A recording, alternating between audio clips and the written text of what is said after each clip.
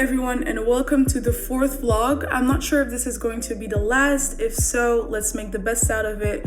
So the last time you saw me, I was at Rosa in Brussels. The vlog kind of ended abruptly after I did my interview with Olivia because there was some time shortage and Obi still had to edit all of the footage. So yeah, I'm gonna tell you a bit more about Rosa because I didn't do that the last time and show you their archives and stuff as well. So Rosa is a library and expertise center surrounding everything related to women, gender, LGBTQ. They've existed since the 1970s and they started off as a grassroots kind of organization library because of the much needed documents surrounding the issue. You can still go over there, lend books. This is a very cozy place to study. They have big archives going back until the very beginning of the 20th century. When I asked Stephanie about, Black archives and stuff like that, she said it's very limited and also not that easy to find within the archives. So this week, I'm going to try to interview as many people as possible to ask them questions about organizations because I really want to get a good idea of what organizations I should really be including in this project as a starting point. But yeah, we'll see how it goes and stay tuned. Good morning. So today we're Thursday the 25th. As I told you in the previous vlog, I wanted to just interview a couple of feminists here in Belgium just so they can give their idea on organizations, archiving. So yeah, the next person I'll be interviewing will tell you a bit more about that. So very exciting. My name is Fulton Asman. I am a student of African languages and cultures here at the university in Ghent. I'm the oldest of a whole bunch of people.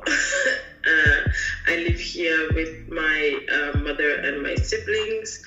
I moved to Belgium in 2007, so I wasn't born here, I wasn't raised here. I just like to say that I am a lot of things to a lot of people, but mostly I'm just a nice person.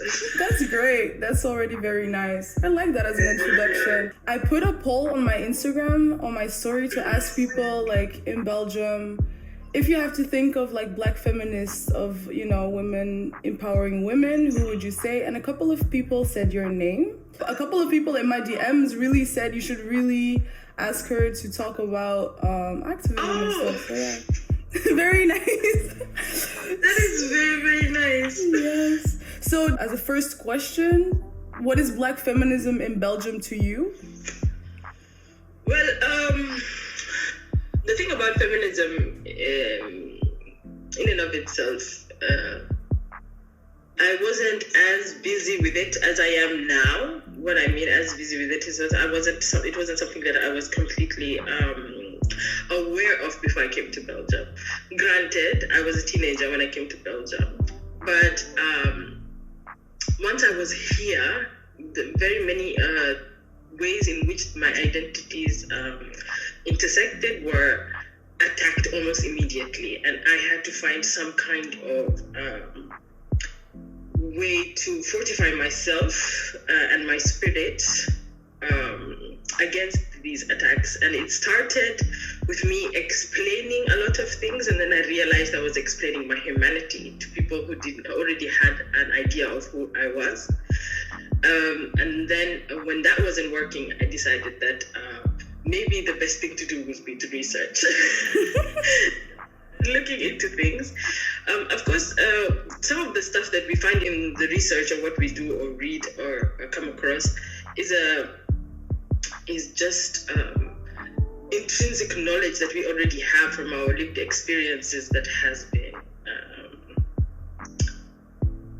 made into something that you can then cite in a paper or something. Not to say that Black feminism has not done a lot to, if not everything, to truly put a mirror up to society and show how Black people are treated, and in particular Black women and femmes. And so I found a lot of solace in that. When it comes to Belgian Black feminism, I'm still very much on the lookout for organizations and places and people. I feel like it's very fragmented or dispersed. I feel like it's very, we know of Black feminists, Exactly. Like people can all call upon. Sizwe, Rachel, Olav, Dalila Hermans. Yeah. So many, Sabrina. So there's so many people we can call upon.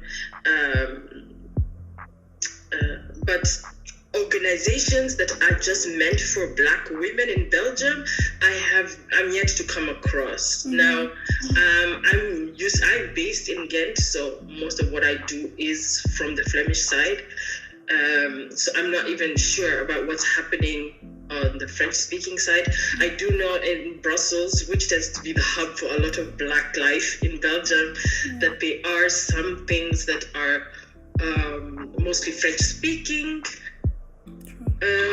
organizations, but Dutch-speaking ones are very few and far between, and especially ones that are just to do with Black women and femmes. That is something I'm yet to come across, because I was writing for the first edition of this intersectional magazine we're supposed to be working on. I realized in my research, I can name a lot of Black feminists, but I cannot name Black feminist organizations in Belgium, and that's a problem. So yeah, that has been so far my experience with Black feminism in Belgium. When it comes to archival work, I am a student of African languages and cultures. I think I've said that before. And the way the archiving space works in Belgium is very exclusionary, in that not all of us have access to it. And if we do, we don't have access to all of it. And so much of the stories that are told about us by the dominant culture is kept away from us, but is accessible for the dominant culture, which allows them to continue making stories about us without any regard to what our input in those stories are. So when it comes to archiving, I think it's quite important for any upcoming organizations, and there are so many that are trying to kind of consolidate the Black people, in that we understand that there is a lot of power in numbers. So like Black History Month Belgium and the different also student organizations, Ayo, Umoja, Karibu Leuven, is that what they're trying to do is kind of make that a more accessible kind of method, so that it is for the people, by the people. But then again, you ask yourself a lot of questions as to how we should go about that, because if it's the same way that it's traditionally happened, then we are saying that what has already happened is good enough. And I don't think that is a statement that we would all agree with at all. For Black people, history and legacy are very, very closely linked to one another, because we still very much occupy the same physical space our ancestors did, and so which means that the same kinds of violence is being visited upon us. And so we have a very close relationship to legacy, because our time on this planet is finite, and we have no idea for how long we can claim space without paying for it, with the ultimate price being our lives. When we think about how we exist in this context and in this time, it's very important to also think about how we will continue to exist when we're no longer physically present. And that's what archiving at least means for me. And that's why this edition of Black History Month is also quite important.